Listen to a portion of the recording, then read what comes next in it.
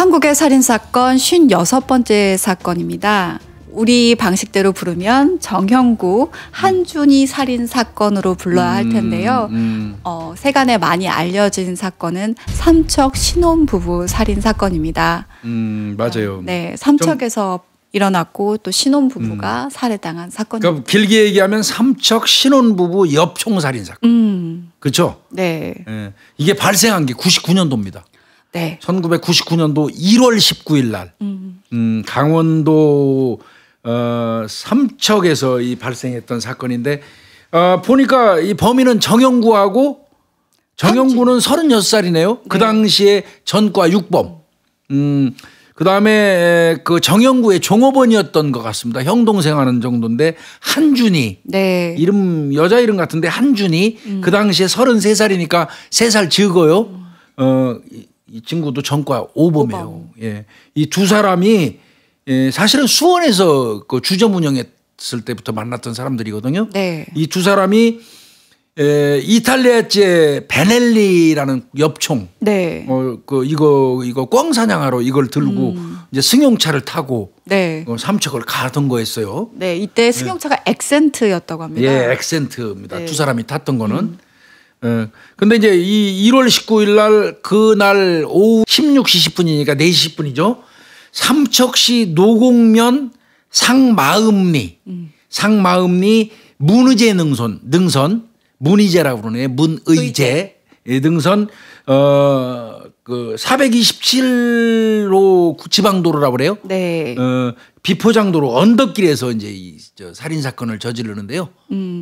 근데 그 전에 하기 전에 우리가 그 탐방동이라고 했는데 탄방동이랍니다. 여전 사건. 탄방동. 네. 우리 구독자분들은 그 동네 사시는 분들이 많기 때문에 네, 그게 가장 정확한 겁니다. 네, 저희가 명칭을 정확하게 불러드려야 될 것 같아요. 네. 그래서 그다음에 선부동.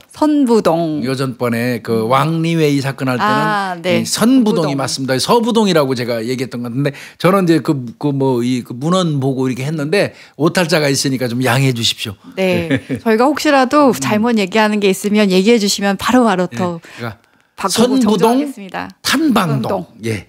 고맙습니다. 이렇게 관심 가져주셔서 고맙고요. 또 한편 죄송하고요. 네. 예.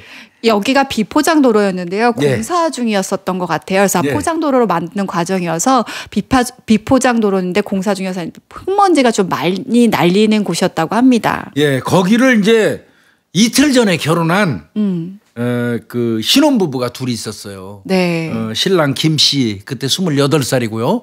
그다음에 신부는 장 씨예요. 1살 터울입니다. 27이에요. 두 분이 이 그레인저 승용차예요. 네. 그레인저 승용차를 타고 전주 분들이거든요. 네. 전주에 사시는데 이제 삼척까지 신혼여행을 온 거예요. 네, 이게 아마 이 부분들이 그 해외여행을 갈 형편이 안 돼서 신혼여행 갈 형편이 안 돼서 그냥 지방을 돌면서 여행을 해야 되겠다라고 생각하는 참에 그 삼척 외삼촌 댁이 있었나 봐요. 맞습니다. 그래가지고 신혼여행을 이제 삼척도 그 들리면서 인사를 드려야 되겠다라고 하는 중이었던 것 같아요. 사실은 이제 두 분은 결혼식은 이틀 전에 했는데 한 7년 정도 이미 사셨어요. 네. 굉장히 금술이 좋은 그 부부였다고 하고요. 이제 저 신랑 김 씨는 전주시 완산구 삼천동에 사시고 있었다고 하고요. 네. 아주 성실한 택시 기사분이었다고 그래요. 네, 그래서 저도 왜 형편이 안 됐는데 그랜저 승용차 그때 당시 되게 비쌀 텐데 어떻게 모셨지라고 했더니 딱 봤더니 직업에 택시 운전사 하셨더라고요. 예, 아주 이 동료분들 이야기를 들으면 정말 성실하고 열심히 사는 청년이기도 합니다. 28살이고요. 그러니까 아마 7년 정도 동거했다 보니까 아주 어릴 때부터 두 사람이 아마 첫사랑끼리 만나서 결혼했는지도 모르겠습니다. 네. 그렇게 살다가 이렇게 살면 안 되지 결혼식은 해야지 해서 이틀 전에 결혼식을 한 거예요. 그런데 삼척 외삼촌 댁으로 이제 거기 들렸다가 아마 동해안 쪽으로 해서 이렇게 들려서 신혼여행을 보내는 건데 참 운이 없는 겁니다. 그리고 이런 악마를 만난 거예요. 정형구 한준이라는 악마를 만나게 됩니다. 네. 아까 우리 김윤희 프로파일러가 비포장도로를 강조한 이유가 있죠. 네. 그게 공사 중인 도로다 보니까 흙먼지가 막 나지 않겠어요? 네. 근데 이제 신랑이 그랜저를 운전하고 하는데 앞에 가던 그 범인들이 타는 엑센트 그 차에서 막 흙먼지가 왔나 봐요. 그러니까 신부 생각도 했겠죠. 그러니까 에이 추월을 해버렸나 봐요. 근데가 엑센트 차량이 되게 천천히 달렸다고 하더라고요. 왜 그러냐면 총 겨누고 아마 꽁 잡는다고 가고 있으니까 아주 천천히 간 것 같습니다. 그러니까 이제 피해자 차량인 그랜저 차량이 앞에 질주를 한 거죠. 네, 그렇습니다. 그 가로질러 가는데. 가로질러 간 거죠. 그러니까 뭐라 그럴까 추월한 거예요. 추월했는데 네.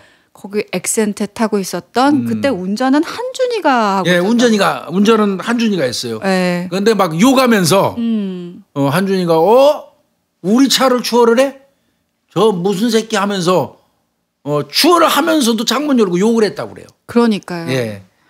그러니까 저 한준이가 다시 추월했죠. 네. 자 이제 신랑 김 씨가 추월 한번 했잖아요. 그러니까 한준이가 욕하면서 옆에 지나가면서 창문 열고 욕하면서 또 추월했어요. 네. 그러니까 김 씨 입장에서도 화나잖아요. 또 추월했어요, 제 차. 네. 김 씨가 그 추월 경쟁이 한 3분에서 5분 정도 벌어지는 거예요. 근데 갑자기 그때 탕 소리가 납니다. 그렇습니다. 그러면서 남편이 갑자기 그대로 앞으로 팍 꼬꾸라집니다. 약 뒤편에서 뒤에 처져 있던 이 정영구가 정영구는 운전은 한준이가 하고 조수석에 타고 있으면서 거기에서 아마 겨눈 것 같습니다. 창문 쪽으로 몸을 빼가지고 옆총을 겨눠가지고 한 15m 정도 뒤쳐졌다고 그래요. 네. 거기에서 정영구가 총을 쏜 게 옆총탄이 그 앞에서 운전하던 그 신랑 김 씨의 그 뒷목에 그냥 정통해 버린 겁니다. 그러니까 그 순간에 그 앞 남편이 딱 꼬꾸라지니까 부인은 너무 황당한 거죠. 그렇죠. 아내는. 근데 그래서 아내가 그럼 저 같아도 일단 남편을 끌어내려서 병원에 후송해야 되겠다는 생각을 그런 생각부터 들죠. 그래서 남편을 운전석에서 막 울면서 끌어내립니다. 네. 그럼 그때 뒤에서 있던 정영구와 한준이는 확인을 하러 내렸어요. 터벅 내려옵니다. 그러니까 땅 소리가 나는데 갑자기 남편이 앞으로 고개가 팍 꺾이면서 차는 멈춰버렸겠죠. 그 상황에서 옆에 조수석에 타고 있던 아내분은 진짜 황당하죠. 그러니까 물론 당연히 뒷사람들이 쏜 거라고 인식은 했을 거예요. 추월 경쟁을 하고 있었기 때문에. 그러니까 멈춘 상태에서 일단은 피 흘리는 남편을 아내가 끌어내렸어요. 그리고는 발 동동 굴르면서 어떻게 치료하려고 애를 썼겠죠. 그때 조금 전에 얘기하신 것처럼 두 놈이 정영구하고 한준이 두 놈이 딱 내려가지고 살펴봅니다. 근데 이미 김 씨는 즉사한 상태였어요. 근데 그때도 이미 정영구는 한 손에는 엽총을 들고 나오고 있었던 거죠. 맞습니다. 그때 이 아내 이 장 씨가 살려달라. 남편 빨리 지금 병원으로 좀 옮겨달라고 애원을 했어요. 그럼에도 불구하고 이 비정한 인간들 둘은 오히려 그 사정하는 아내 장 씨 가슴에다가 엽총을 2발 발사해가지고 거꾸로 살해를 해버립니다. 근데 저 나중에 이 얘기를 이제 찾았는데 이때 남편분도 아내분도 고운 한복으로 입고 있었대요. 맞습니다. 그러니까 신혼부부 그러니까 인사를 드리고 오던 차여서 그렇습니다. 예쁜 한복을 입고 있었는데 그 한복이 다 피로 물든 거죠. 그렇습니다. 근데 그래서 나중에 검거됐을 때 신혼부부인 거 알았냐고 했을 때 알았다라고 하더라고요. 알 수밖에 없죠. 두 사람이 이 결혼식 복장 같은 한복을 입고 아마 외삼촌한테 가서 절도 할 겸 또 신혼부부이기 때문에 한복을 둘이 갖춰 입었던 것 같습니다. 천하의 이런 나쁜 놈들 그걸 보고 어떻게 참. 저는 그 생각이 들더라고요. 해외가 형편도 안 돼서 결혼식하고 지방 돌면서 한복 맞췄을 때 얼마나 그러면. 곱게 예쁘다라고 생각하면서 서로 좋아했을까. 근데 그게 마지막 가실 때 복장이 됐다라고 생각을 하니까 확 오더라고요. 그런데 이제 이놈들 둘이서 막 아내분이 남편을 끌어안고 병원으로 옮겨주십시오, 살려주십시오 하고 애원할 때 조금 전에 얘기한 것처럼 정영구 이 자식이 총을 들고 내렸잖아요. 네. 그거를 마침 그 뒤에 차 통행이 별로 없는 도로인데 그 도로에 지나가던 승용차가 한 대 있었어요. 네. 그 승용차에는 42살 먹은 김모 씨라고 이분은 공사 현장 그 책임자였던 사람이에요. 현장 수장. 네. 그러다 보니까 아마 그 길을 지나갈 수 그렇죠. 있었나 봐요. 그분이 봤단 말이에요. 목격을 했으니까 이놈들 입장에서는 뜨거 했겠죠. 두 사람이나 살해했는데 맞아요. 그러니까 저 사람도 죽여야 된다고 생각한 거예요. 멈추라고 한 거예요. 근데 이미 총 들고 있었잖아요.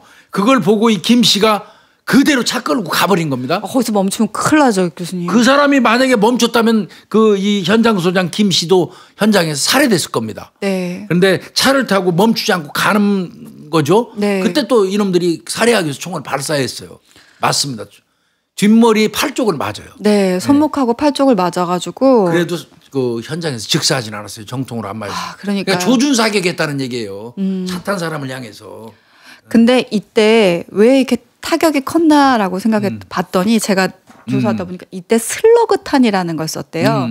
근데 우리가 산탄총이라고 한다면은 보통 이렇게 케이스 안에 총알들이 이렇게 여러 개 들어가 있는 건데 실구술이. 예. 네, 슬러그탄은 뭐냐면 그냥 통째로 총알인 거예요. 그래서 이게 인체에다 쏘게 되면 인체 자체가 부서질 정도로 엄청나게 이 충격이 큰 그런 상황이거든요. 그래서 저는 꽝사냥이라는 말 자체가 이해가 안 가요. 그러니까요. 그리고 원래 엽총 가지고 꽝사냥 안 하거든요. 엽총은 멧돼지라든지 큰 짐승을 잡을 때 사용하는 것이지 공기 산탄총을 써요. 꽝 같은 거 쓸 때는. 이거는 이놈들이 얘기한 거는 뭐 이탈리아제 베넬리 엽총인데 꽝사냥을 위해서 했다는 얘기는 꽝은 아닌 것 같습니다.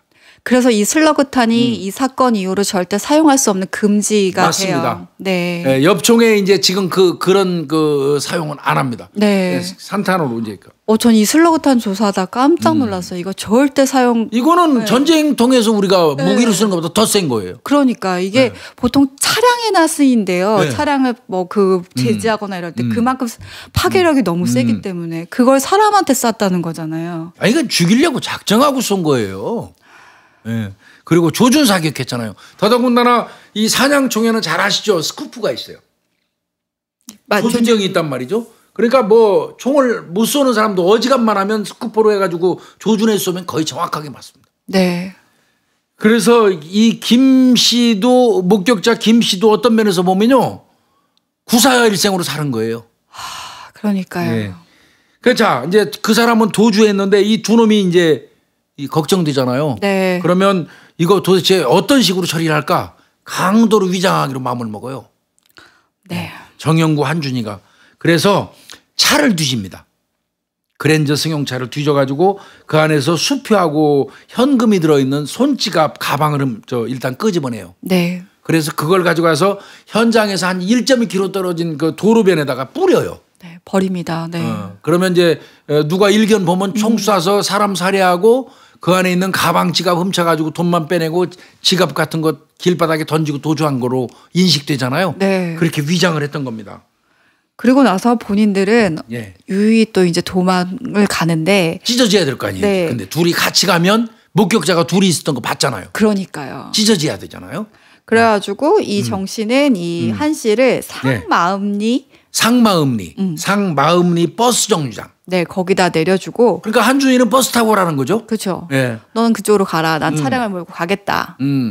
그리고 이 정 씨는 동막 삼거리. 예. 그 임시 검문소를요. 네. 왜 저희가 이걸 자세하게 얘기하는지 나중에 설명이 될 겁니다. 네.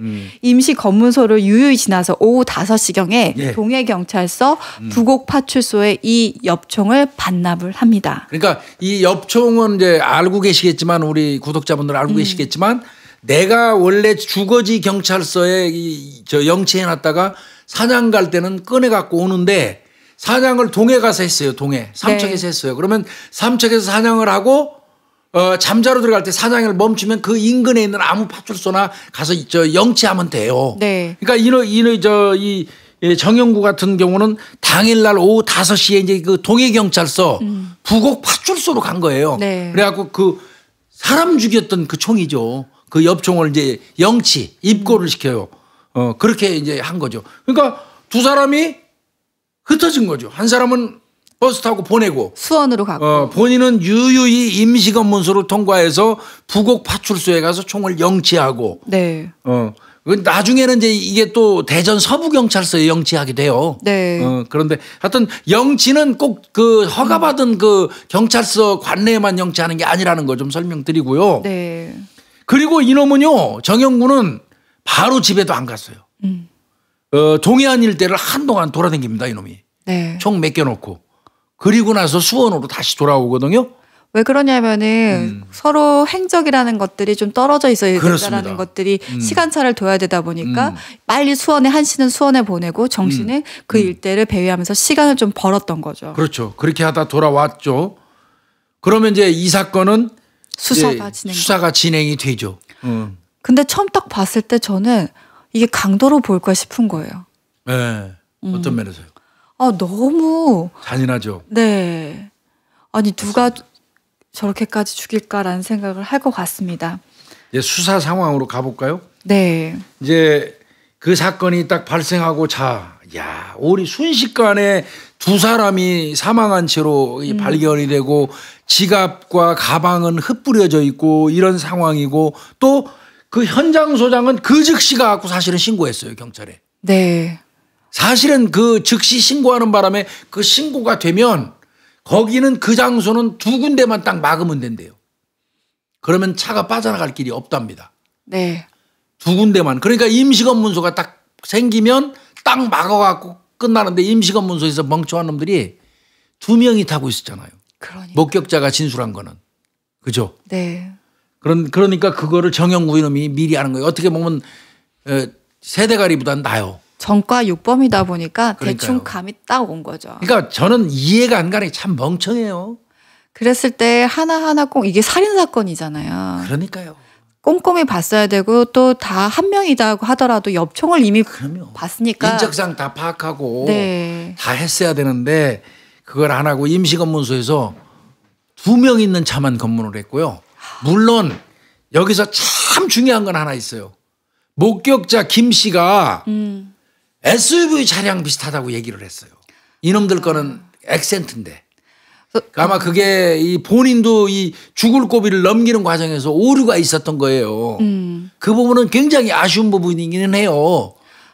저는 이 부분에 대해서 좀 말씀을 드리고 싶은데 어떤 사건을 경험했을 때 그 사건이 너무 클 때는 네. 우리가 뭐 기억이 왜곡이 된다 안 된다 이런 얘기들이 있잖아요. 근데 진짜 연구 자체가 어떤 상황에서 기억이 왜곡된다라는 거와 그것이 일상적인 사건이 아니라 아주 임팩트 있는 사건이었기 때문에 기억이 더 잘 된다라는 연구 결과가 두 가지 다 있는데 더 재밌는 건요, 교수님. 이때 왜곡된다라는 걸 믿는 그 확률이 변호사가 거의 80%가 넘는데요. 변호사는 오히려 기억이 왜곡됐다고 믿고요. 검찰은 오히려 50% 정도. 더 임팩트 있게 기억한다고 그러고. 네. 그러니까 50% 반반 정도 믿는다고 하는 결과가 있어요. 근데 문제는 모든 상황을 똑같이 기억하는 게 아니라 핵심 단서. 여기서는 사람을 죽였다. 총기, 여사, 범인이잖아요. 이런 경우 핵심 단서의 경우는 기억력이 좋게 올라간대요. 근데 주변 요소, 차량 아니면 주변에 있었던 주변 단서들은 기억력이 떨어진다라는 거예요. 그래서 그분이 일단은 남자 둘, 여자 하나, 총 이런 것들 정확하게 그런 것들은 범인의 묘사에 대해서 할 수 있지만 차량은 주변 요소잖아요. 그러다 보니까 기억력이 떨어질 수 있는 부분인 거예요. 그거를 간과한 거예요. 네. 그리고 이제 그거를 너무 믿다 보니까 SUV 차 아닌가 오케이 통과했던 거예요. 두 사람 SUV 차량 요거만 그 임시검문소 근무하는 사람들은 인식한 거예요. 그러니까요. 그러니까 임시검문소 막기는 잘 막았어요. 거기 통과 못해요. 그런데 내 생각은 짜증이 나는 게 뭔 줄 아세요?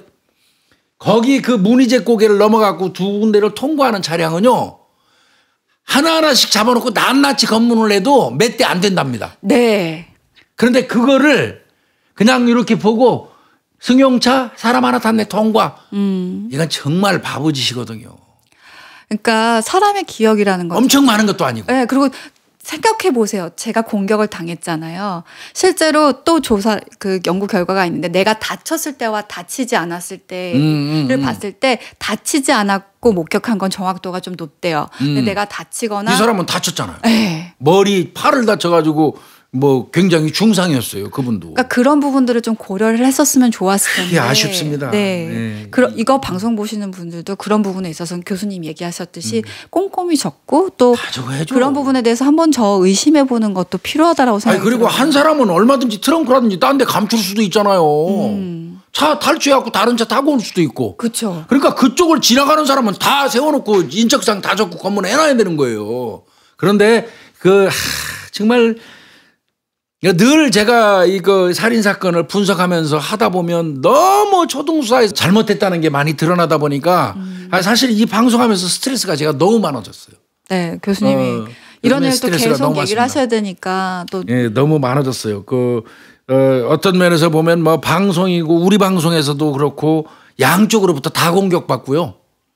경찰 관련돼서 경찰 무슨 대변인인 것처럼 행동한다. 경찰 전체를 책임지고 사과해라. 제가 사과하는 건 월권입니다. 그 자체가. 경찰을 내가 대표가 될 수도 없고요. 그런가 하면 또 내가 사건반장에서도 얘기했지만 8차 사건 관련돼서 그래요. 네. 잠깐 세겠습니다. 8차 사건 관련돼서 장형사, 심형사 그렇게 당당하다면 그 윤 씨가 원하는 대질 조사, 거짓말 탐지기 조사, 법 최면제 수사 왜 응하지 않느냐 해라. 그 얘기 그 방송에서 좀 했어요 제가. 저라면 그거 해야 될까 하는 게 맞다고 생각했기 때문에 그 얘기했어요. 그것도 공격 엄청나게 받았습니다. 그거에 대해서. 저런 새끼가 무슨 경찰 출신이냐 뭐 등등. 내 경찰 출신이면 경찰 편 들어야 되나요? 그거는 어떤 공식이 있나요? 규정이 있나요? 현직 우리 후배들 우리 방송도 많이 보고 있다고 그러는데 그렇게 하면 안 되는 사람들 있어요. 그러면 절대 다수의 후배들은 안 그러겠지만 그래서 참 어제 토요일 낚시 가서 한참 앉아 있으면서 별 생각 다 했어요. 이쪽 저쪽에서 진짜 참 비참할 정도로 나이가 60 넘어가지고 공격당하니까 참 그렇더라고요. 근데 이 사건을 분석하고 제가 이 방송을 진행하는 동안에는 잘못된 건 잘못됐다고 할 수밖에 없잖아요. 네. 이 사건도 분명히 말씀드리지만 그 검문 개판이었습니다. 개판. 차량이 서울 시내처럼 한번 막으면 수십 대가 몰려가지고 통행에 지장을 줄 정도라면 다 선별적으로 해서 SUV 차량에 2사람 탄 것만 검사할 수 있어요. 그렇지만 그 문의자리를 통과해서 양쪽 막으면요. 차 줄 잡아서 몇십 대 안 된대요. 네. 그러면 다 세우고 트렁크 다 까고 그 사람 인적사항 다 적는 게 맞습니다. 맞습니다. 그리고 항상 저도 현직에 있을 때 이런 부분에 대해서 간과를 했었는데 이 사건 어차피 그러니까 발생한 사건이니까 어차피 그냥 범인 잡는 거라고 생각하시면 안 되는 게 우리가 많이 사건 다루면서 한 번 살인 사건을 저지르면 내가 폭주하는 경우가 생길 수 있어요. 그러니까 다른 피해자가 생길 수 있잖아요. 네. 이왕 한 김에 어차피 나 버렸으니까 이러면서 이때 멈추지 않고 잡지 않으면 더 다른 범죄가 발생할 수 있기 때문에. 총까지 들었잖아요. 그러니까요. 그래서 항상 결과가 나서 이것이 그냥 잡는다라는 문제가 아니라 이건 예방이고 미리 대비한다라는 생각을 갖고 있어야 되는 것 같아요. 저는요. 솔직히 말해서 조금 읽을 수 있어요. 그 검문 소홀히 한 거. 총 들었기 때문에 두려웠을 수도 있어요. 네. 총들은 그 범행을 하는 그런 사건이 있잖아요. 지강은희 사건 나중에 우리가 분석하겠지만 네. 벌벌벌벌 기면서 진짜 개망신한 사건이거든요. 물론 이 세상에 생명이 중요하지 않은 사람은 없겠죠. 근데 아마 총 들었고 총기로 살해했다고 그러면 아무래도 위축되는 건 맞아요. 검문을 하는 과정에서 아마 구실은 심적으로 그렇게 삼았을 거예요. 자기의 두려움을. 이거 찝차 종류에다가 2사람 탔대. 아닌 거는 다 통과해도 그만이야. 이런 식으로 심리적인 위안을 삼았을 개연성은 있어 보여요. 그 사람 마음속에 들어간 건 아니지만 경험상 그렇습니다. 맞아요. 이게 만약에 나랑 관련된 사람의 일이라고 했을 때는 좀 더 꼼꼼히 봤을 것 같아요. 네. 아유, 교수님. 그런데 이제 계속 수사가 근데 그러다 보니까 난항을 겪을 수밖에 없는 거예요. 맞습니다. 이 수사는 강원경찰청하고요. 네. 삼척경찰서가 합동수사본부를 만들어가지고 그게 이제 99년 1월 21일인데요. 네. 만들어서 이제 수사에 착수했어요. 그래서 현장에서 유류품 수색하고요. 주변 수사도 하고. 그때 범행 동기를 이제 어떻게 봤냐면요. 네. 강도살인으로 보고 치정한 거죠. 치정, 강도살인, 원한, 우발적 범행, 별거로 다 해가지고 했는데 목격자라고는 달랑 그분 한 분밖에 없었고요. 그러다 보니까 그 목격자에 대해서 포커스가 맞춰서 수사가 될 수밖에 없어요. 이것도 진짜 기가 찬 얘기입니다. 네, 그래서 이제 앞으로 얘기를 할 텐데 그러다 보면 아까 얘기했듯이 가까운 사람, 저희가 제일 먼저 수사를 하게 되면 지인, 그다음에 신고자, 그렇죠, 그다음에 주변의 원한 관계 이런 것부터 일단 수사를 시정. 네. 그때는 공식이었으니까요. 네. 이제 그쪽으로 봤는데 다만 이제 강도로 본 이유는 아까 말씀드린 것처럼 가방. 그들이 그 원래 목적했던 그대로잖아요. 현금 지갑 같은 거 뿌려놨잖아요. 거기에 현금도 좀 들어 있었다고 그러더라고요. 그 안에. 그 다음에 거기서 없어진 게 목걸이도 없어지고요. 시계, 카메라 이런 거는 참 목걸이, 시계, 카메라는 그대로 놔뒀다고 그러더라고요. 그러니까요. 그대로 놔둬. 그러니까 이거는 수사 방향에 혼선이 오는 거예요. 혼선이. 지갑에 뿌려놨는데 지갑에 돈은 좀 들어 있고. 그럼 뭘 가져간 거지? 거기다 목걸이, 카메라, 시계 그대로 있지? 이거 뭐지? 강동인 거 아닌가? 이거 뭐지? 이런 형태로 수사에 혼선을 준 거예요. 그렇기 때문에 또 원래 전주에 살았다고 했잖아요. 이 신부부가. 그러니까 또 전주 내려가가지고 원한 관계 있었나 채무 관계 있었나 다 주변 조사하는데 또 안 나와요. 그러니까 이제 연고지 가가지고 일단은 죽은 사람들이 죽을 만한 이유가 있는지를 조사하기 위해서 이제 아마 그 삼척서에서 전주로 가서 전주경찰서하고 공조수사를 하는 거예요. 네. 협조 받아갖고 하는 거죠. 그래서 이제 연고지 가갖고 탐문수사하는 데 집중했어요. 그래서 무슨 조직폭력배 관련성 여부 뭐 이런 진짜 황당한 걸 조사하기 시작을 하죠. 네, 그래서 뭐 다 수사는 했어요. 전과자 수사부터 시작해서 지인 수사 또 뭐 주변에 아까 차량 얘기 나왔던 거 차량 조사 다 했는데 잘못된 목격자의 어떻게 보면 그 첫 번째 그 목격 내용이 잘못됐기 때문에 수사 방향이 또 좀 틀어진 부분도 있었어요. 그러고 나서 이제 이게 진짜 가장 이 수사 과정에서 웃겼던 거는요. 그 목격자분이 아까 혼돈 상황 얘기하셨잖아요. 네. 그러니까 이게 고의로 거짓말했나? 거짓말 탐지기 조사를 시켜요. 목격자를. 아마 피해 당하고 죽을 뻔했고 목격하고 신고해 준 분이 황당했을 거예요. 네.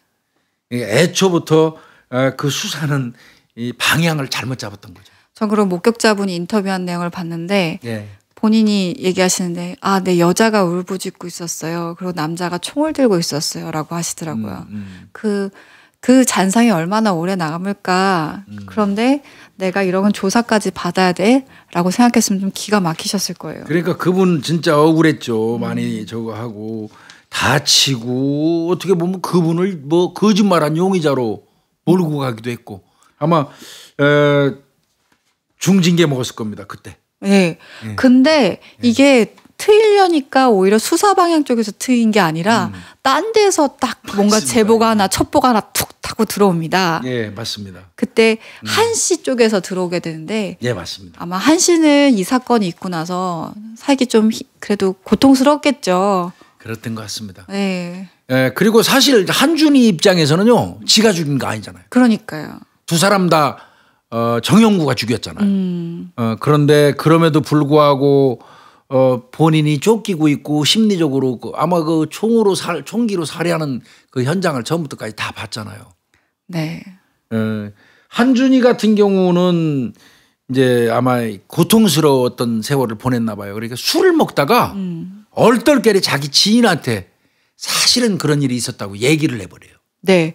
사실 이런 식으로 해서 범인 잡는 경우 꽤 있어요. 저 그래서 교수님한테 한번 여쭤보려고 했는데 도대체 여기서 그래가지고 이 지인이 경찰관한테 맞습니다. 첩보를 줬다고 하는데 보통 형사들은 첩보를 어떻게 받나요? 이게 이제 연결 옛날에는 망원이라고 그래서 정부원 망원이라고 그래서 내가 용돈 줘가면서 관리하는 사람들이 있었어요. 물론 그 공무원 월급 받아갖고 무슨 재주로 그 망원들을 그 용돈 줍니까? 솔직히 얘기해서 뭐 지역에 가면 대학 선배, 고등학교 선후배 사업 좀 해서 좀 성공한 선후배들 사실 어떻게 따지고 보면 그 자체도 잘못된 거죠. 그분들한테 좀 용돈 받아다가 그러니까 사건하고 관계되지 않고 사건을 봐주고 뭐 해가지고 돈 뜯어먹는 건 도둑놈들이고요. 사실은 그것도 안 돼요. 선후배 그 신세 지는 것도. 왜 나중에 그 선배가 문제 생기면 그 곤란하잖아요. 그쵸. 그것도 안 되지만 예전에는 그런 부분이 있었어요. 저 역시도 거기에서 자유로울 수 없는 사람이고요. 뭐 사건 가지고 장난치거나 뭐 비굴하게 뒤집거나 그런 짓은 안 해봤지만 선배 특히 선배님들한테는 피해 많이 끼쳤어요. 또 물론 그 선배가 하는 그 사업이 그 어떤 그 불법적인 요소를 담고 있다고 그러면 그건 못하죠. 그래서 이제 그분들한테 그 좀 뭐 망원 관리하는 비용도 받고 그랬어요. 근데 지금 이렇게 딱 집어서 아 누가 했어요라고 첩보가 들어오는 것도 있지만 아까 교수님 얘기하셨듯이 두 달이 세 달이 건너서 아 누가 그때 삼척 신혼부부 살인 사건 범인이래라고 하면 그때도 또 힘들 것 같아요. 그러니까 그 물고 오잖아요. 망원이 네. 물고 오면 반드시 보상을 해줘야 돼요. 용돈도 좀 주고 맛있는 것도 사주고 그래야지 또 그 사람이 또 다른 어떤 그 범죄에 연관된 거 이렇게 물어다 주잖아요. 망원이 얘기 일단 나왔으니까 네. 좀 말씀드리면 네. 이 망원 이제 지금은 다 없어져 버렸어요. 그 자체가 범인을 못 잡아도 그런 거 하지 말라는 거예요. 예, 망원 예전에 저는 망원을 만드는 방법을 다른 데서 좀 착안을 했어요. 친절한 걸로 가서 구두를 닦잖아요. 구두를 닦으면 그때는 뭐 1,000원 단위 정도 했을 겁니다. 어떤 때는 그 여벌이 되면 한 2,000원, 3,000원 더 줘요. 설렁탕 먹으라고. 구두를 닦는 사람은 제가 늘 말씀드리지만 날라다니지 않아요. 구두를 닦는 사람들은 이 구두 밑창을 볼 수밖에 없어요. 구두 밑창을 보고 구두에 묻어있는 흙을 털어내는 사람들이에요. 또 구두를 닦고 있는 동안에는 그 사람 얼굴을 자주 보고 대화를 해요. 근접한 거리에서. 구두 닦는 분들이 굉장히 생각보다 소스를 많이 줘요. 어떤 경우가 하나 있었냐면요. 구두가 이렇게 앞날이 이렇게 있잖아요. 그러면 밑판에 이렇게 그 톱날처럼 이렇게 된 구두를 어떤 사람이 와서 맡겼대요. 새벽에. 네네. 근데 그걸 닦다 보니까 이 구두 틈 사이에 톱날처럼 된 거기에 피가 있더라는 거예요. 그걸 자기가 이쑤시개 같은 걸로 털어내면서 이거 어디서 피 묻혀 왔어요. 그러면서 닦아줬다는 거예요. 근데 그 전날 우리가 살인 사건이 발생했었거든요.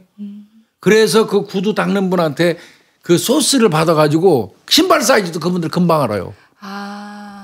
예, 수제로 만든 구두라는 것도 금방 알고요. 안에 그 부착되어 있는 그 상표를 보거든요.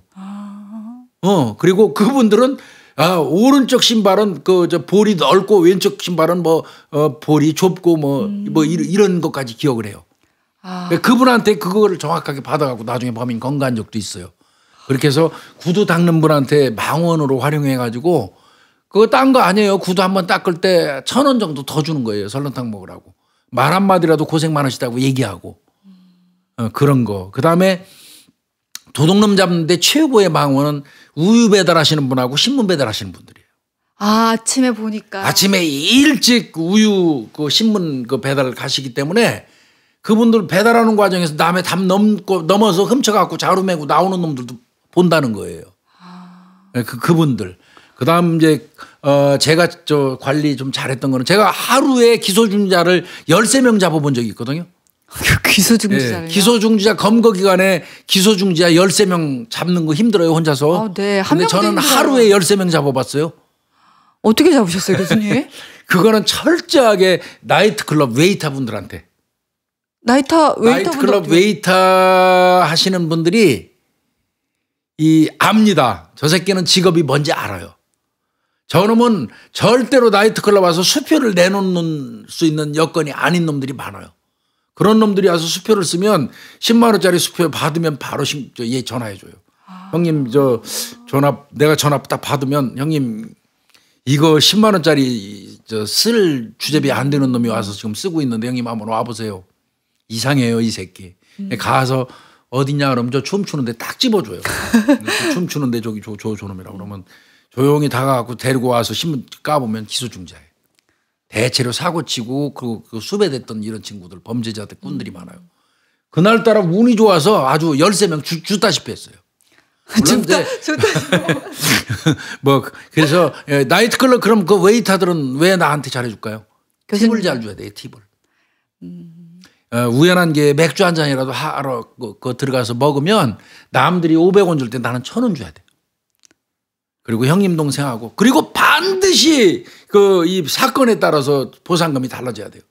절도가 1,000원, 강도는 10,000원, 아니 5,000원, 향군법은 500원. 뭐 이를테면 향군법은 또 어떻게 네 알아 예비 그건데 아니, 그 사람이 나한테 제공한 놈을 잡아서 봤더니 향토예비군 설치법으로 그 수배가 됐으면 그건 큰 사건은 아니잖아요. 그래도 수배자는 수배자니까 그런 거는 이제 큰 사건 아니까 500원만 주는 거죠. 근데 이제 절도 사건 수배된 놈은 1,000원은 줘야죠. 강도는 5,000원 줘야죠. 살인범이야 10,000원 줘야 되겠죠. 이를테면. 그래서 이제 죄명에 따라서 이렇게 주는데 그날 13명 잡았어요. 13명. 근데 13명이 아니라 13건. 명수는 적었죠. 한 사람이 기소중지 숫자가 뭐 4개짜리도 있었으니까 13명이 아니라 13건. 그런데 나는 13명 잡은 거하고 똑같이 점수 받죠. 그니까요. 네. 그런 적도 있는데 일단 망원관리, 정보원관리라는 게 있는데 뭐 얘기하다 보니까 갑자기 샜는데 지금은 여러분들 맞아요. 형사들이 망원관리, 정보원관리 이런 거 안 합니다. 지금은. 네. 지금은 하면은 그 자체도 불법이고요. 정보 자체에 대한 불법성 때문에 개인정보보호법이 생겼잖아요. 거기에다가 또 자기 돈 들여서 할 사람 없지요. 네. 근데 저 교수님께서 뭐 보상 뭐 이렇게 얘기하지만 교수님이 아마 아까 얘기하셨잖아요. 따뜻한 건네는 말 한마디, 그다음에 관심. 그 1번은 맞습니다. 네. 김민희 프로파일러 지금 말씀하신 것처럼 1번은 그 사람과의 교감이에요. 설렁탕 하나 드셔. 아침에 일찍 나와서 구두 닦고 있으니까 아유 밥이나 먹었어요. 설렁탕 한 그릇 들어요. 그 설렁탕 값 주고 가고 웨이터라고 하더라도 인간적으로 대접해야죠. 오면은 아유 고생 많아. 힘들지? 야, 팁 좀 써. 이렇게 줄 수도 있는 거고요. 우유 배달하시는 분, 신문 배달하는 분들 눈에 띄면요. 이리 오세요, 이리 오세요.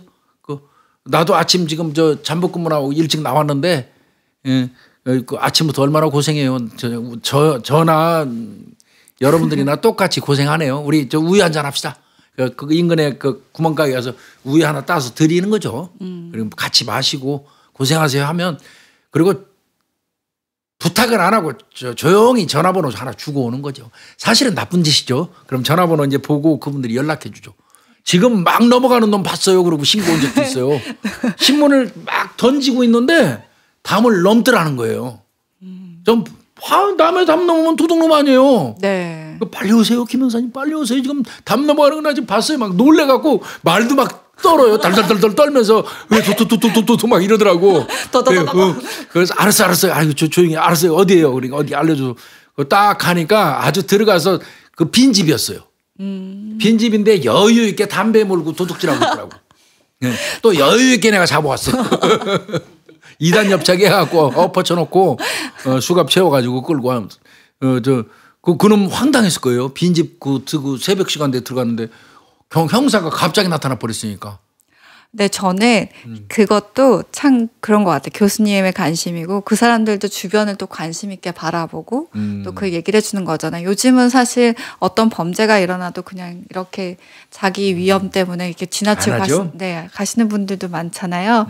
그래서 이 얘기하시면서 인간의 따뜻한 게 뭔가라는 것도 한번 생각해봐요. 좋잖아요. 그리고 우리 더불어서 사는 세상이고 다 나보다 힘없고 약한 사람들 어떤 면에서 보면 그분들한테 못해줄 이유도 없잖아요. 그리고 그렇게 밤새도록 돌아다니는 것도 그런 분들 피해보지 말라고 하는 거고요. 맞아요. 이 경우도요. 정보원 얘기하다가 갑자기 샜는데요. 한준이가 심적으로 굉장히 고통받다 보니까 술 먹으면서 지 친구한테 얘기했는데 사실은 한준이가 살고 있는 게 이제 그 수원 쪽이었잖아요. 술 장사하고 이게 경기청 강력계 김경사 등에게 딱 전달이 됐어요. 정보원이 겁니다. 100%. 그래서 여쭤봤어요. 한준이가 어울리던 지인도 아마 내 생각에는 뭐 제보자지만 그닥 깔끔한 분은 아니었을 겁니다.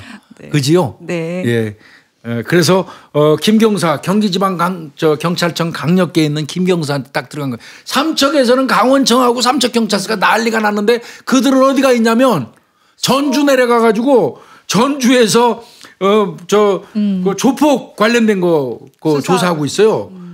그래서 뭐 피해자 주변 수사하고 전주 지역에 그 당시에 폭력 조직 17개 850명 명단을 뽑아가지고 6개월 동안 그 수사하면서 또 하고 또 엽총을 영치 안 한 사람들이 한 200명 가까이 2,000명 가까이 됐대요.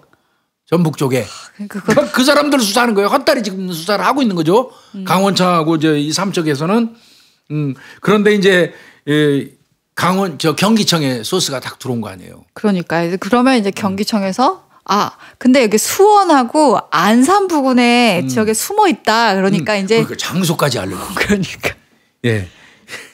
그래서 수원 그 인근 아니면 안산 그 근처에 그 정영구가 숨어 있다. 한준이하고 이렇게 소스를 주니까 이제 한 20일 동안 수사했죠. 김영사 등 몇 명이. 그래가지고 6개월 만에 7월 6일 날 새벽 1시에 검거합니다. 네. 1시 반에가 먼저 1시를 검거하는 거죠? 그렇습니다. 그다음에 아침 6시에 이 정시 검거하고요. 네. 근데 수원시 인계동에 있는 한 호텔 앞에서 검거를 했어요. 근데 그때도 오리발은 쫙쫙 내밀었다고 그래요. 네. 근데 뭐 저항은 안 하고 그냥 순순히 잡혔다고는 하긴 하더라고요. 그러면 도대체 정 씨는 아니 왜 그렇게 싸야만 했을까요, 교수님? 지는 그렇게 얘기했어요. 되는 일이 없었답니다. 네. 사업 완전히 도산돼 가지고 아마 이게 원래 정영구가 이제 강도강간정과 육범이거든요. 그러니까 이게 이거 아주 질도 안 좋은 인간이에요. 한준이는 그래도 절도가 절도 등정과 그 새끼도 오범이에요. 또 한준이도 만만치 않은 놈인데 질은 다르죠. 네. 정영구 같은 경우는 강도 강간정과예요. 나쁜 놈이에요, 진짜. 강도 강간정과 가진 놈이 결국 살인한 거예요. 네. 그런데 이제 한준이는 그 밑에 꼬봉이잖아요.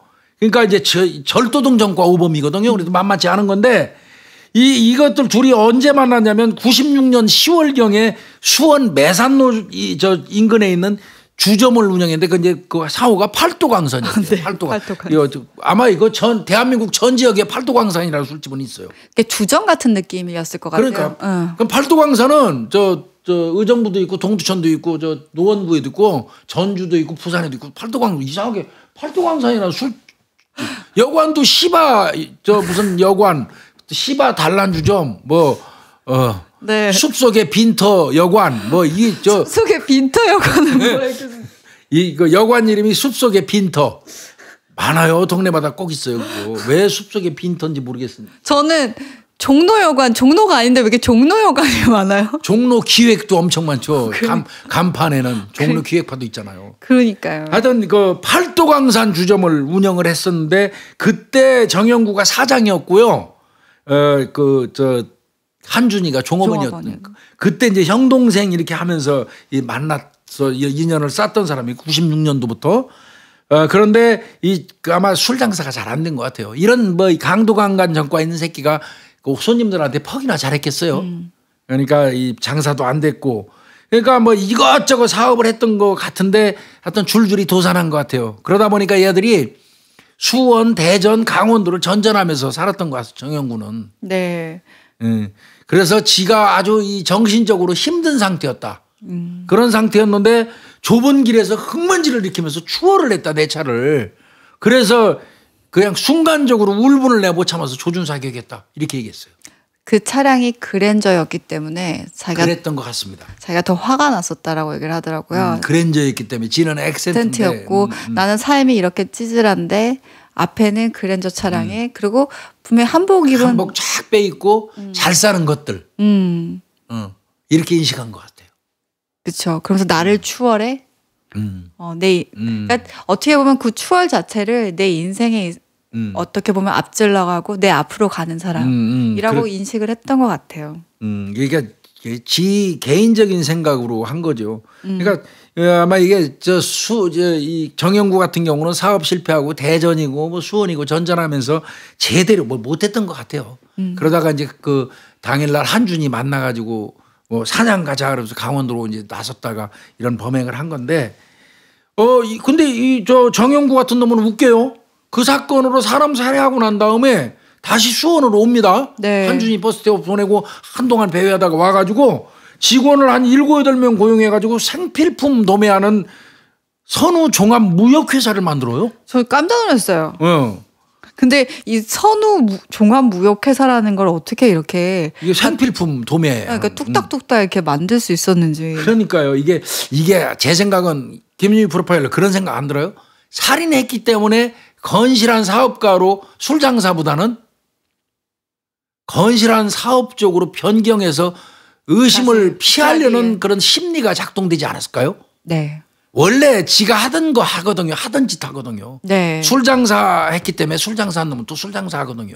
아니면 그와 유사한 걸 하는 게 맞는데 뜬금없이 이제 살인사건 이후에 직원들 7, 8명 고용해서 생필품 도매 회사 아주 이름도 선우 종합무역회사. 저는 또 번듯해 보이게. 궁금한 게 사업 도산으로 아예 돈 자체가 없는데. 그러니까 이상한 거예요. 이게 어떻게 7, 8명을 채용을 할 수 있고 규모로 만들 수 있었는지 저는 사실 이 부분이 가장 의문이더라고요. 그래서 저는 그 생각을 해봤어요. 아, 이거 분명히 위장. 그냥 본인이 그 재발절해서 위장. 그래서 원래 하던 가락대로 유흥업소를 운영한 게 아니고 아주 건전한 사업으로 생필품 도매하는 종합무역회사 뭐 이렇게 이름까지 붙여서 선우 종합무역이잖아요. 이렇게 해서 좀 그 회피 심리가 일정 부분 작용하지 않았을까 저는 그런 생각이 좀 들기는 해요. 저는 사실 이 부분이 또 다른 범죄와 관련성이 있지는 않았을까라는 생각을 해서. 그 생각도 하셨네. 그래서 이게 아마 살인사건으로 수사가 후딱 넘어가서 마무리가 됐을 것 같은데 이 부분들을 좀 더 했으면. 다른 짓 하려다가. 그게 그런 부분도 생각은 해봤어요. 저도. 그럴 수 있겠네요. 그래서 그럼 이들은 대가를 받아야 되잖아요, 교수님. 재판 이제 결과가 어떻게 나왔냐면 춘천지방법원 강릉지원입니다. 거기 1심에서 사소한 이유로 사소한 이유잖아요. 2명을 잇따라 사살하고 목격자한테도 또 총을 쏴서 중상을 입혔잖아요. 네. 그리고 강도로 위장하기 위해서 물건을 훔쳤잖아요. 또 이런 그 행위는 사형 말고는 적용할 수 있는 형이 없다. 이렇게 얘기했어요. 1심에서. 네. 그래서 정영구 사형 이렇게 했고요. 이게 이제 고등법원까지 항소심 형사일부 이상경 부장판사도 그대로 그 사형을 선고했어요. 2000년 5월 4일 날. 네. 그리고 한준이한테는 살인 방조 혐의로 5년 징역 5년 예, 줬고요. 그때 정영구는 뭐 죽고 싶다 미안하다 이런 말 한마디 했고요. 이때 그러면 정영구한테 재판 과정에서 물어봤습니다. 수사 과정에서 왜 죽였냐. 네. 아내는 안 죽였어야 될 거 아니냐. 네. 그런데 이 정영구가 뭐라 그러냐면 은폐를 위해서 살해한 거다. 그 아내가 나도 죽이라고 그러면서 막 달려들었다. 그러니까 처음에는 살려달라고 막 애원했대요. 그리고 이때 더 한번 우리 신혼부부다라는 얘기를 했다는 그러니까. 거예요. 근데 이제 딱 보면 알잖아요. 도와줄 사람이 아니고 살인할 사람이니까. 나도 같이 죽여라. 그러니까 자기한테 달려들어서 자기 말로는 위협을 느껴서. 말 같지도 않은 소리야. 총 들은 새끼가 여자가 한복 입은 여자가 달려드는데 무슨 위협을 느껴요. 애초부터 죽일 작정했던 거고 이 여성분도 벌써 보면 알잖아요. 남편 살해하고 그 남편을 병원으로 후송해 줄 움직임도 없을 뿐더러 총 겨누고 벌써 나도 죽이겠구나 하는 거 느꼈겠죠. 차라리 나도 죽여라 했겠죠. 그런데 거기에다 대고 복부에다가 엽총 2발 쏴 살해. 이거 인간이 아닙니다. 이건. 인간이 아니에요. 이건. 그리고 이놈 그 얘기 했어요. 솔직히. 한복 입고 있는 거 보고 두 사람 신혼부부인 줄 알았다는 거예요. 나이도 28살 27살인데 얼굴 봐도 벌써 신혼부부죠 뭐. 그러니까 이렇게 나쁜 놈들이죠 이게. 근데 이제 아까 말씀드렸지만 이 두 분은 7년 동거했기 때문에 아이들이 있었어요. 전 이거 듣고 와. 자녀 2명이나 있었어요. 예. 네. 저는 이게 나중에 2002년도에 자매입니다. 자매. 예. 네, 2002년도에 예. 그 법원에서 숨진 김 씨의 자녀 2명에게 정 씨와 한 씨를 상대로 제기한 손해배상 청구 소송에서 각각 정 씨, 한 씨 1억 원씩 그 지급하라는 판결을 내렸다는 거예요. 그래서 이 기사를 보고 자녀? 알고 봤더니 동거하는 동안에 아이 2명이 있었다고 하더라고요. 9살, 4살 자매가 있었어요. 이제 아마 이제 어른들이 도와줬겠고 해서 이 두 사람을 상대로 해서 손해배상 청구를 했고 2002년도에 1억씩 그 지급하라는 판결이 내려진 거예요. 네. 이놈들은 지금 정영구 같은 경우는 복역 중입니다. 네. 사형 선고는 받았지만 사형수 중에 복역 중에 있는 사람입니다.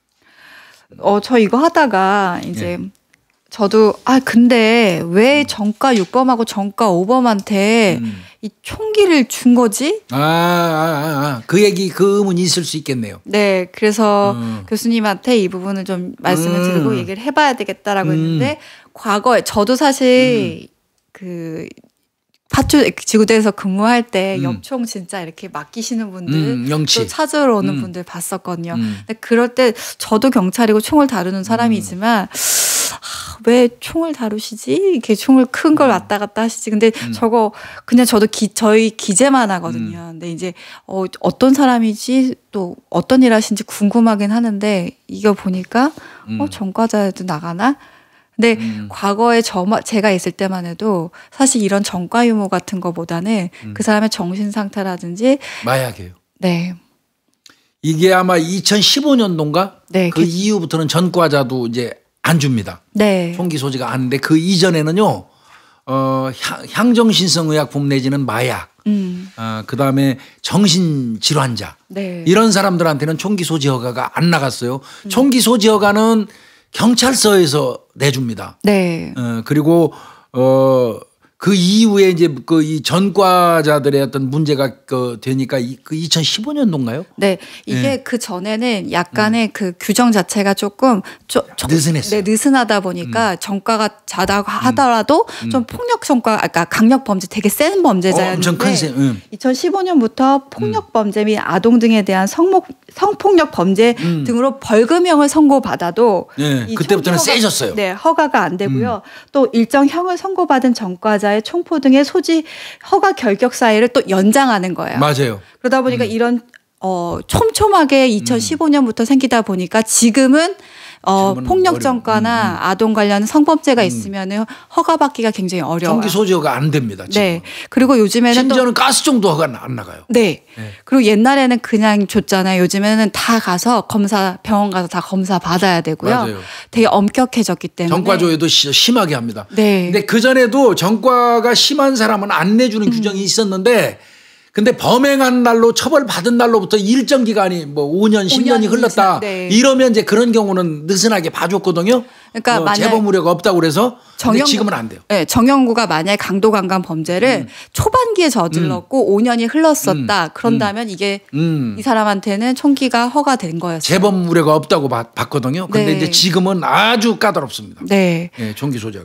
그러니까 이런 부분들이 또 오해가 없으셨으면 좋겠다 싶어가지고 지금은 정말 엄격하다라는 거 한 번 더 말씀을 드리려고 또 얘기를 해봤습니다. 이 사건은 결국 문제점이 많이 발생했죠. 결국 사건 발생 6개월 후에 검거가 됐는데 그것도 경기지방청에서 검거했잖아요. 네. 강원청하고 삼척경찰서에서 잡은 게 아니잖아요. 그런데 이제 그 초등수사에서 이제 문제가 있었던 거 아까 말씀드린 것처럼 정확한 그 상황을 도출을 못한 거예요. 결과적으로는. 근데 한번 생각을 해보세요. 죽을 고비를 넘기고 총기 피격을 받아서 목숨을 걸고 도주해 가지고 와서 신고한 사람한테 그 사람을 대상으로 해서 물어볼 때 온전한 정신이 있겠어요. 그 사람도 제정신이 아니라면 그분이 얘기하는 뭐 차종 이런 거 아까 주변 요소라고 그랬잖아요. 네. 그런 거는 좀 고려가 있었어야 되는 거예요. 근데 그거 맹신해 버린 거죠. 그래서 그때 갤로포로 본 겁니다. 갤로포. 네. 근데 나는 이해가 안 가요. 액센트로 어떻게 갤로포로 볼 수 있죠? 그러니까 그게 착각할 수 있나요? 그게 그래서 되게 중요한 게 이 사건만 물어보는 게 아니고요. 나중에 이제 할 때 되면 그 앞에 봤던 차, 그 뒤에 봤던 차들, 내가 도주를 하면서 봤던 차량들이 있어요. 그리고 저런 엽총을 갖고 있는 사람들은 보통 우리가 갤로포를 갖고 있어요. SUV를 사용하고 맞아. 이러다 보니까 인식 있죠. 선입견이. 네, 그 내에 프로그램 자체가 고정되어 있는 것들이 있어요.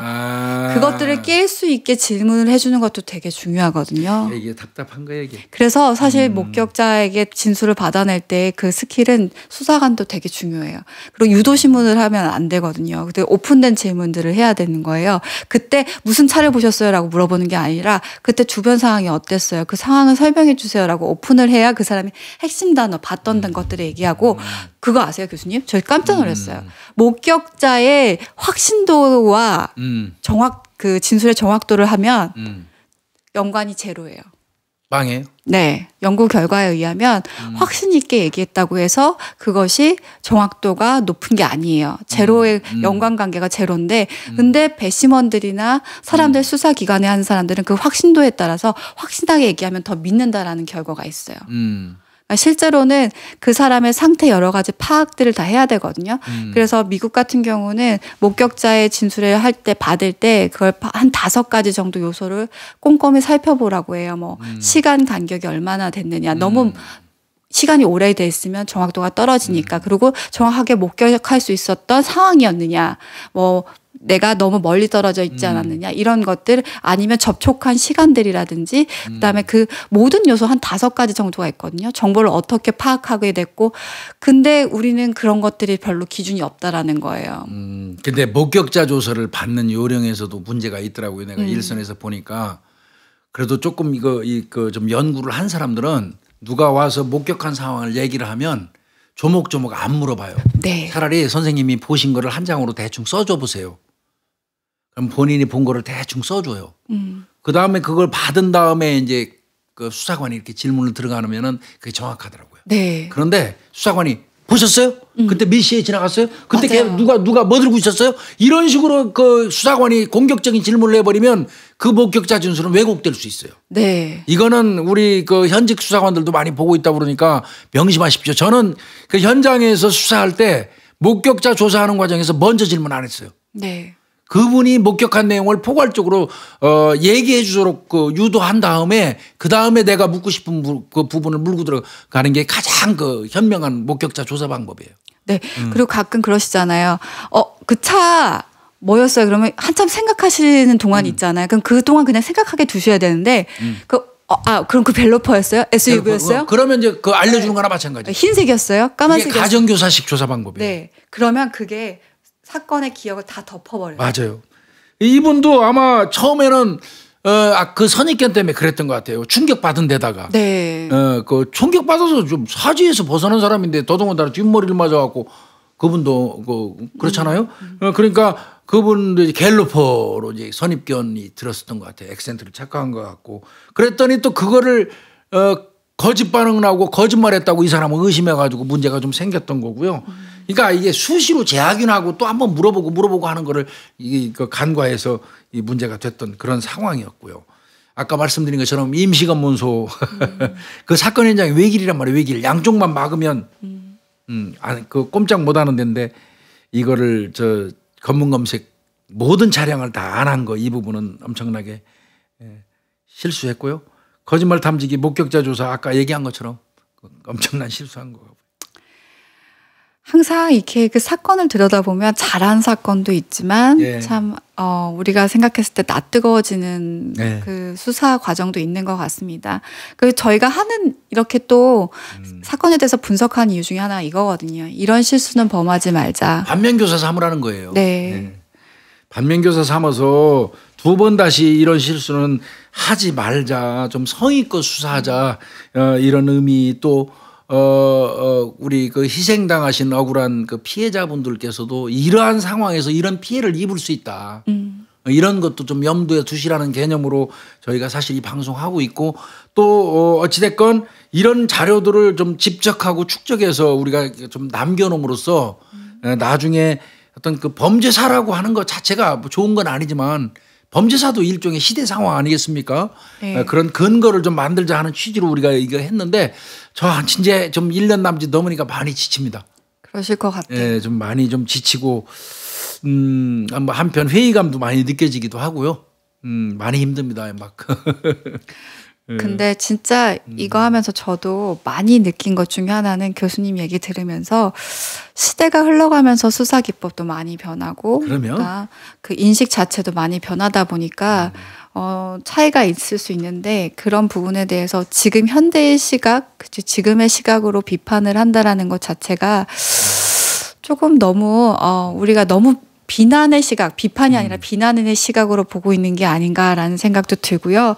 또한 이런 사건이 발생하게 됐을 때 아까 슬러그탄도 사용하지 않게 되었다고 얘기를 하고 또한 이제 총포 관리에 대해서도 엄격해지잖아요. 하나씩 교훈은 있어요. 네. 발생을 제일 막을 수 있는 건 예방이 제일 중요하고요. 만약에 그 사건이 발생한다고 한다면 거기에서 또 저희가 수정해 나가야 될 것, 정말 우리가 반성해야 될 것들은 짚고 넘어가는 것들이 중요한데 그걸 교수님이 해주시는 거거든요. 사실 그거 되게 쉽지 않은 일인데 얘기를 하시는 거기 때문에 그러한 마음으로 좀 봐주셨으면 좋겠다라고 생각합니다. 현직들한테 얘기하시는 거죠? 아, 네. 저는 이 사건 분석에서 뭐 하면서 잘못된 거 이야기를 하는 과정에서 과학수사 관련된 거 가지고는 말 못하겠어요. 과학수사는 뭐 정말 뭐 엊그제 내가 과학수사라고 알았던 그 내용들이 아련한 옛날 구석기 시대처럼 느껴지기도 하니까 과학수사 관련된 거 가지고는 뭐라고 말 못하겠어요. 그거는 뭐 정해진 패턴대로 왔기 때문에 벌써 2, 3년 전이 다르고 어제가 달라요. 과학수사는. 그러니까 그런데 제가 집중해서 문제 삼고 있는 거는요. 수사관의 의지 부분입니다. 근무 태만 부분이고요. 그거는 시대가 흘렀건 어쨌건 간에 비난받을 수밖에 없어요. 열과 성의를 다해서 수사했느냐. 범인을 검거하려는 의지가 있었느냐. 능동적으로 뛰어댕겼느냐. 이거는 보이잖아요. 네. 태도 관계 관련돼 가지고는 제가 가차없이 예전이건 지금이건 비난할 수밖에 없어요. 수사관의 또 경찰의 자세가 아니기 때문에 그렇습니다. 그러나 이제 뭐 그 이외의 수사 현실, 재반 상황, 과학 수사 이런 거 관련돼서는 제가 뭐 속된 말로 뭐 눈 까주짓고 제가 비난하는 건 아니잖아요. 수사관은 수사관답게, 형사는 형사답게, 경찰은 경찰답게 하라는 거죠. 이 부분 아쉬운 부분 많아요. 네. 만약에 이거 한준이가 술 취하고 헛소리 안 했으면 지인한테 얘기 안 했으면 심각해진 거죠. 영웅파 사건도 결국은 네. 술 한잔 하면서 얘기하는 바람에 해결했잖아요. 근데 사실 그런 사건 많거든요. 술 먹다가 얼떨결에 지가 한 거 얘기해 가지고 검거되는 사례가 생각보다 많습니다. 그래서 오늘 삼척 그 신혼부부 엽총 살해 사건을 좀 다뤄봤습니다. 하여튼 다시 한번 그 마지막에 그 희생하신 그 두 분 그 명복을 진짜 빕니다. 네. 네. 또 저희는 다른 사건을 갖고 또 어떻게 보면 비난이 아닌 비판의 시각과 또 잘한 점에 대해서는 감사한 마음으로 또 다음에 또 찾아뵙겠습니다. 네, 고생하셨습니다. 수고하셨습니다.